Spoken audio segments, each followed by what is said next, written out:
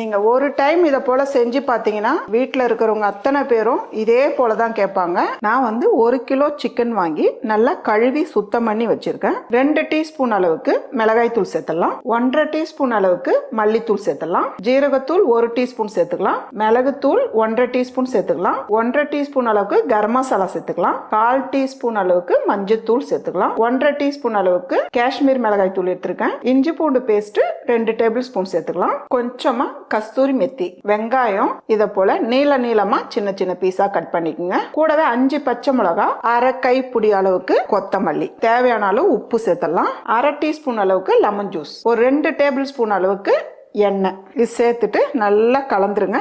இதெல்லாம் கலந்துட்டு ஒரு 20 நிமிஷத்துக்கு அப்படியே ஊறட்டும். இப்ப பேன் வச்சுக்கலாமா. ஒரு 2 டேபிள் ஸ்பூன் அளவுக்கு எண்ணெய் சேர்த்துடலாம். எண்ணெய் சூடானதும் தேவையான அளவு ஸ்பைசஸ் சேர்த்துக்கலாம். மிளகு வந்து நீங்க இஷ்டப்பட்டா வச்சுக்கலாம், இல்லைன்னா விட்டுடலாம். ஒரு 20 நிமிஷம் நல்லா ஊற வச்சிருக்கேன். இப்போ வந்து ஒரு பீஸா அப்படியே சேர்த்துருங்க. ஒரு 2 நிமிஷம் மூடி வச்சு கலந்து விடலாம்.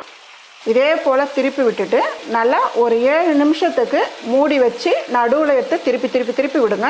இப்போ நல்லா கலந்து விடுங்க. கொத்தமல்லி நல்ல ஒரு டிஃப்ரெண்டான டேஸ்ட்ல சிக்கன் வறுவல் ரெடி.